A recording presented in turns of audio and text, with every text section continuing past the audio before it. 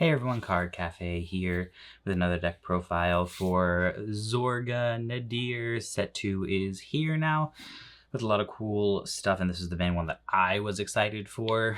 I played Zorga back when Overdress first came out, through like kind of the beginning of the Overdress saga up through like the RPDs when we finally got those, and then kind of fell off the deck and didn't play it for a long time until we got the reveal of Nadir, and I was like, oh, he's gone back to his grand blue roots. It feels very much more grand bluey, which for anyone who wasn't here, prior to Overdress was one of the old clans of Vanguard that was one of my favorite, and so I kind of had to get back into him.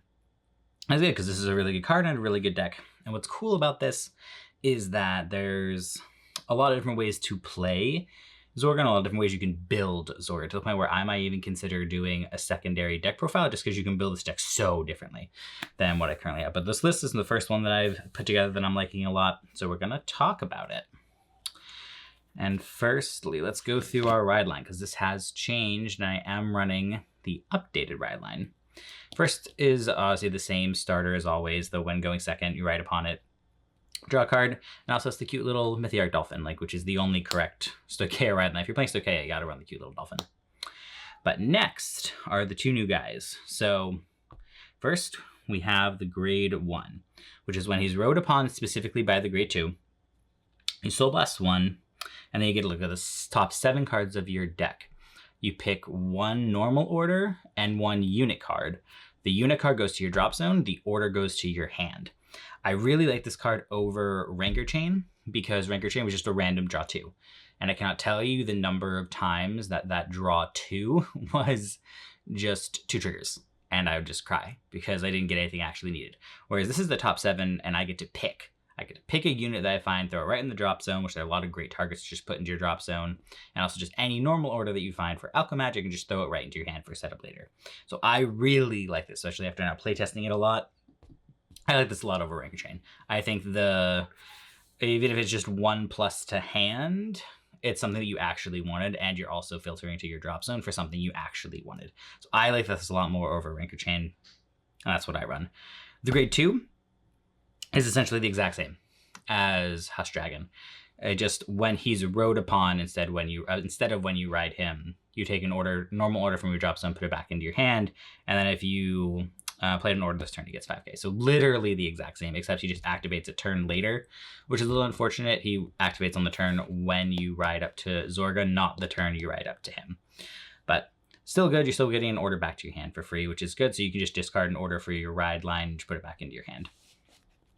So that's the new ride line, but let's talk about Zorga himself. Now, first and foremost, he's got a continuous skill, and this is probably one of the best, if not the best parts about this card, which is just that when you would play a normal order, you can choose a normal order from your bind zone and Alchemy Magic with it. This has just kind of solved one of the major problems with Alchemy Magic that always had, where we always had to be kind of making sure we had an order in our drop zone to bind, as well as making sure we had an order on our hand. It just could be bricky. You could miss one or the other. This makes this a lot easier. Now you can just Alchemy Magic straight out of your bind zone and not have to worry about that piece. You still have to have an order in your hand, obviously, so that can be a problem. But now you can just constantly just do it straight out of your bind zone, which is so much better. Makes it so much easier to use. But the next, here's an Axe skill, which is once per turn, you can Energy Blast 2 and bind a normal order from your drop zone, which is great for a number of different reasons, but also just setting up for that Alchemy Magic. You then get to choose up to 2 units from your drop zone, call them to the board, and they get 5k for each different order in your bind zone. So this stacks up really quickly because you have this and other skills that are binding orders from your drop zone into your bind zone, and you can just get that to stack up really quickly. And this is also kind of the grand blue part that sold me on this card, that you can just get a Energy Blast 2, call 2 from your drop zone to the board for virtually no cost. Energy Blast 2 is nothing for 2 to the board. That's a crazy skill, and plus they're getting powered up. By mid-game, they should be powering up by like 15k. More than that, depending on what order you activated for Alchemy Magic. So very strong card. They do retire at the end of the turn, but that means nothing because you can just call them back. And honestly, depending on your matchup, that's a good thing because you're clearing them off the board so they can't get bound. Say something like Blademeyer, for example. So excellent skill. We love that. But then finally, its Divine skill, which honestly is probably the most boring part of this card, which is a little disappointing, but it's not bad. It's just a little boring, especially for what he does, which is just when he attacks a grade 3 or greater unit, you can Soul Blast 1, choose a column, and stand it. And then at the end of the turn, that column retires itself. So very simple, just a Soul Blast 1, restand a column, demand skill, done. Obviously in this deck, that's very strong because we don't have access to a 4th attack otherwise.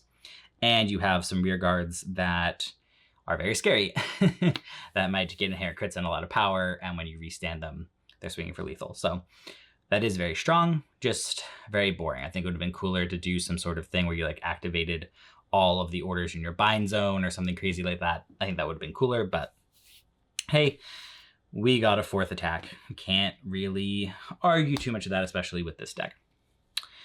For the rest of the regular grade 3s, I'm doing max Persona Ride copies in the Grail. I know some people don't run max because you get really big numbers inherently.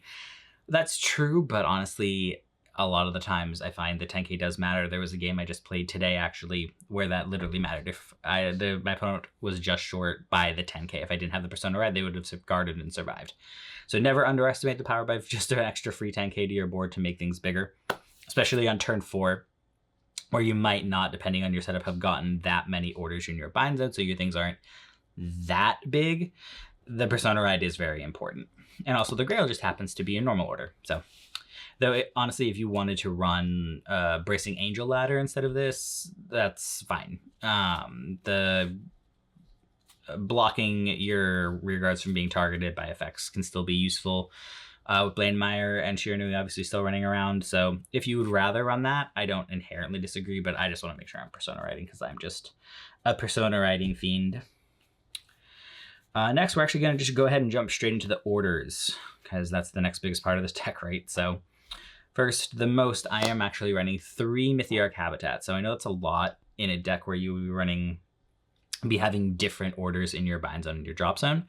But Mythiarch is very important because, as you all know, it's when you play it for free, just a top 7 called the board, or add another copy of itself to your hand, which is an insane card. But this is a very piece-reliant deck. There are certain things, especially this build of Zorga in particular, where you really need to make sure you see them in the early game. So you want to make sure you see Mythiarch as soon as possible. So you're playing this in the early game before you're alchemagicking. So that's why we run 3 copies, because you really just want to try and see this as soon as possible. Then I'm running 2 copies of Good Old Clouded Miasma. You could run one of this. I just, as one where I want to make sure I see it, so I run 2.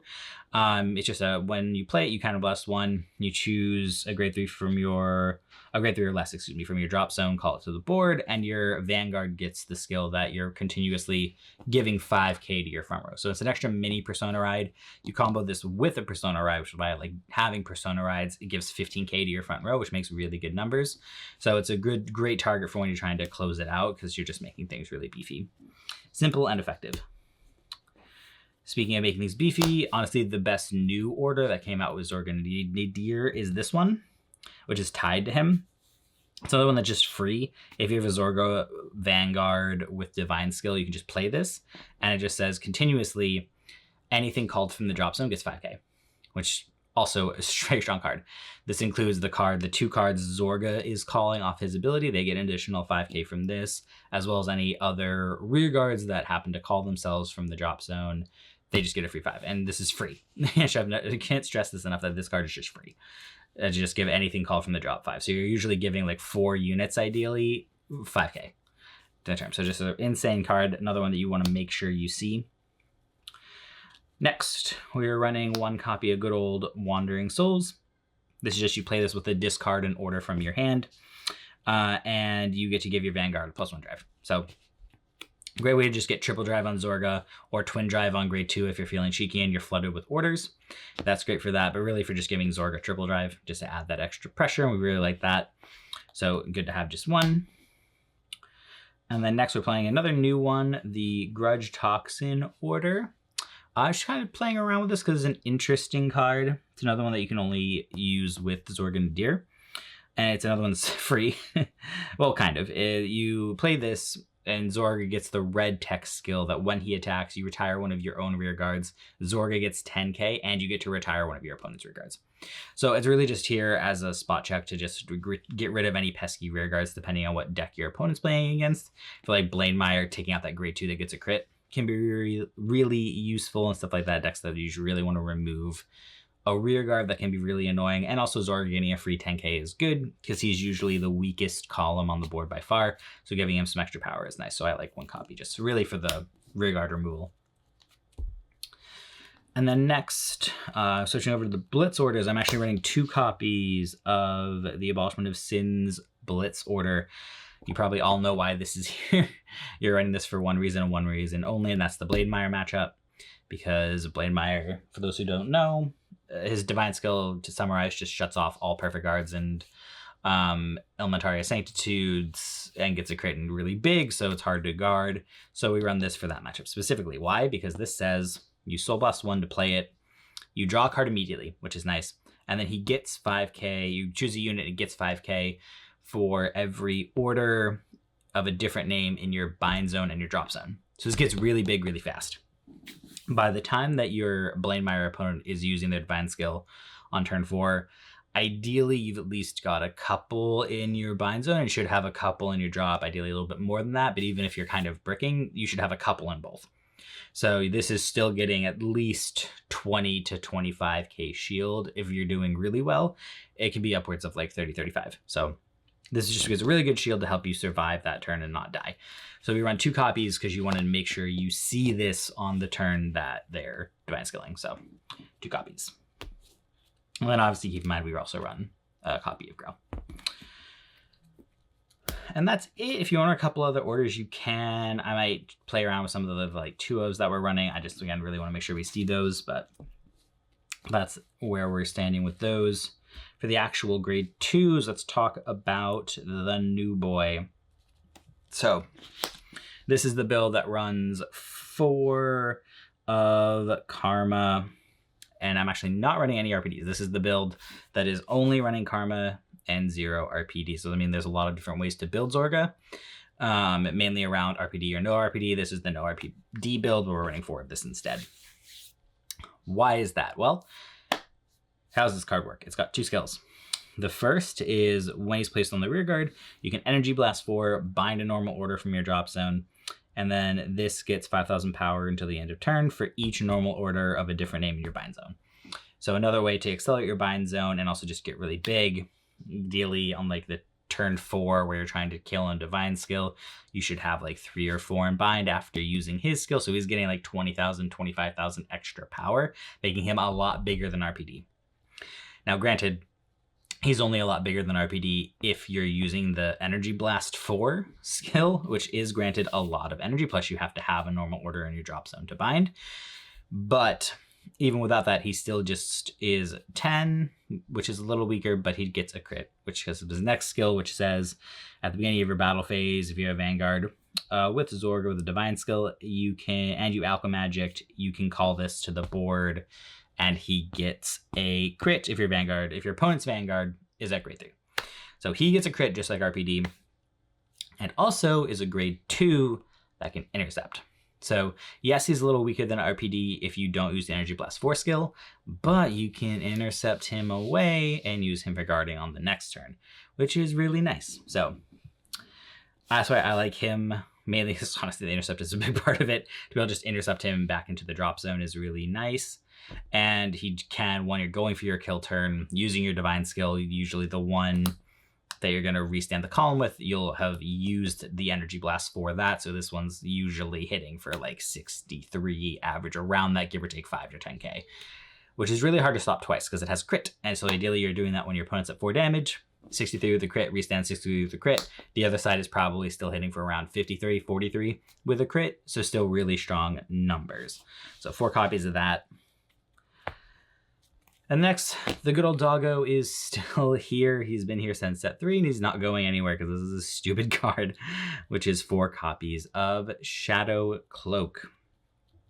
For anyone who doesn't know, he's got 2 skills. The first is when he's placed from hand.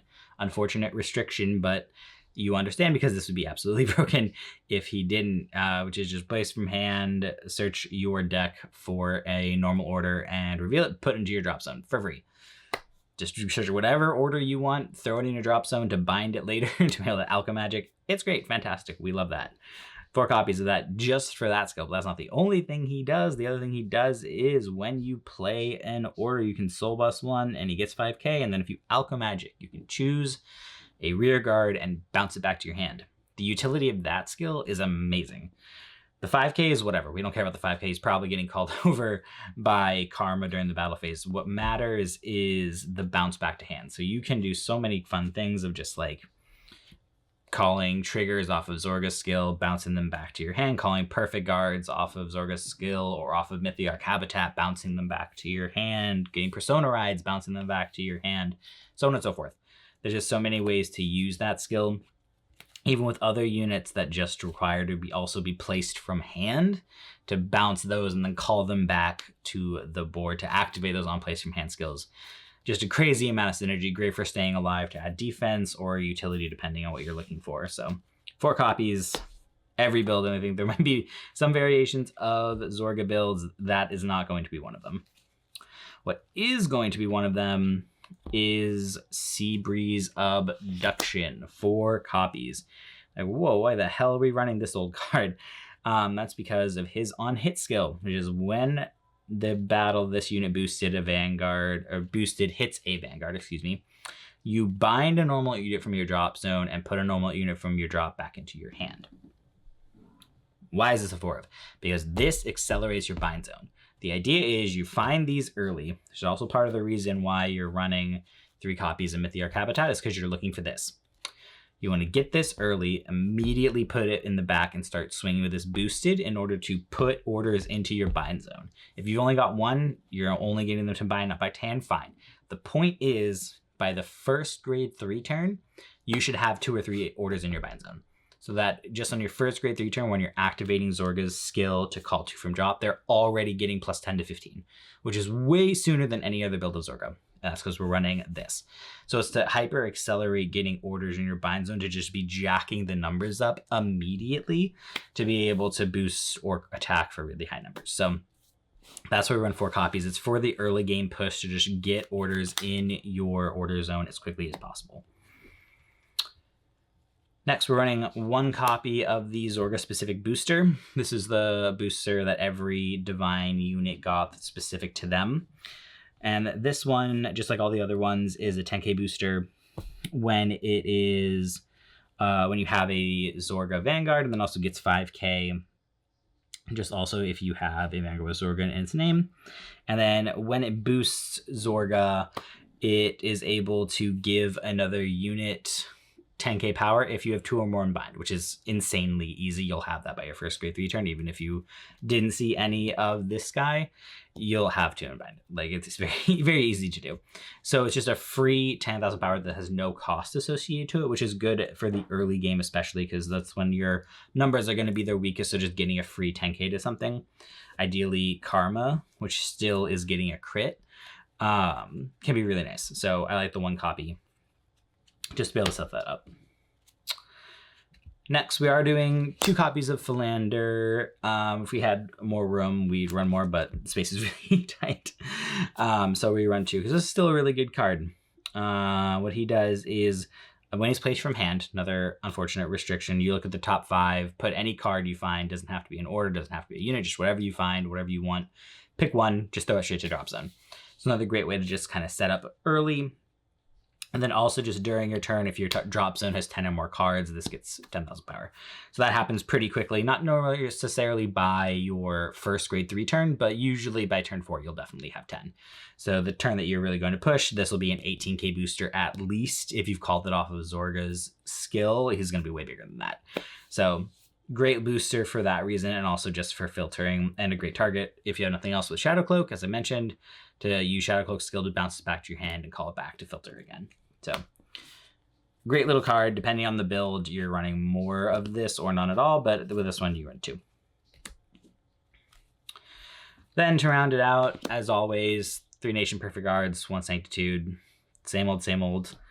Nations, you have one less card in hand, you don't discard. Elementaria, if your opponent's Vanguard has the text triple drive, you don't discard, and this also gets around guard restrictions that are not Blademire. So we love that.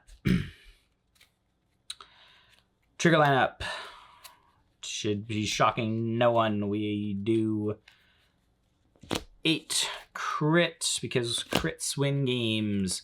So 8 crit here. I do actually recommend the go to soul crits. That can kind of matter. You can run out of soul because of Shadow Cloak, and you have to make sure you have a soul blast for the divine skill, which has almost tripped me up a couple of times, but I was able to get out of it honestly because of this card. So make sure, I would recommend definitely running for it. The 2k never matters really, but what does matter is the go to soul. So I do recommend that. And then the off trigger, currently I am doing draws, just because depending on the setup and what you're doing, you may not have a ton of cards in hand, and this is a pretty piece reliant deck, and you want to make sure you find those pieces. So I like the draws. Fronts are always good, obviously, for the 20k shields, and an extra 10k to the front row in this deck is obviously very strong. But in a piece reliant deck where you can have situations where you don't have a lot of cards in hand, I think the draws are still good, but I wouldn't argue very strongly if you're running fronts. For the heal lineup, we are doing still 2 grade heal and 1 of each of the other.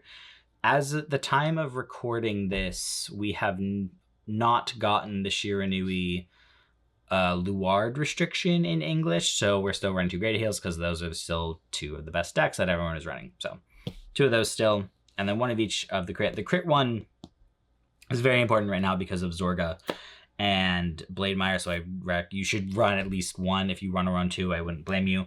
But the restand one is also very good because of Varga still being very potent, because of Shiranui being potent, because Zorga's divine skill restands a column.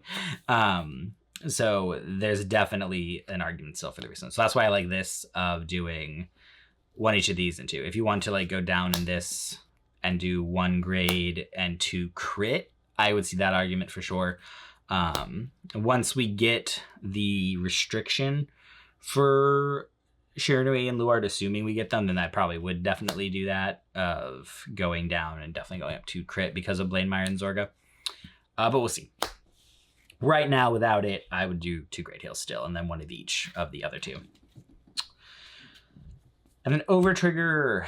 I am doing the red Overt Trigger because we have a rear guard in Karma that gets a crit inherently, so therefore I am very much in favor of the red OTs. Like I've always said, the red OT, for me to run it, there needs to be a rear guard that can take advantage of it. It needs to either have a guard restrict or it needs to get a crit. Well, we have Karma, and Karma should always be the rear guard that's attacking you. You should ideally always have 2 Karma swinging and getting crits, and so you check the red OT, you get to restand again. If it's in the divine skill turn, great. You just swung with this, was that 1, 2, 3 times? You swung with 63 in a crit, like great. So definitely red OT. Stoicheia Overt Trigger is obviously very strong. If you don't have the red OT, run the Stoicheia one. It's a good card.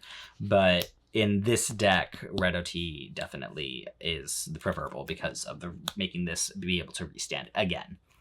So, and that's everything. Yeah, it's a great deck. It's really good right now. Like I said, a lot of ways to build it. I may even do another deck profile with the RPD build and completely different. And that's what's really cool about this, is that there's different ways you can build this. And the only real staples are going to be Shadow Cloak and at least like 1 copy of Abolishment of Sin for Blademire, and that's kind of it. Everything else you're really changing around. Even the orders you could change around. Some of them will stay, but you change around the numbers. So definitely play around with it. I think there's a lot of different ways you can build this and have fun with. I really like this deck. I like Zorga. I like a Grand Blue E deck. So very excited to be playing it and be playing it for a bit. So yeah, let me know your thoughts and you'll hear from us soon. Thanks. Bye.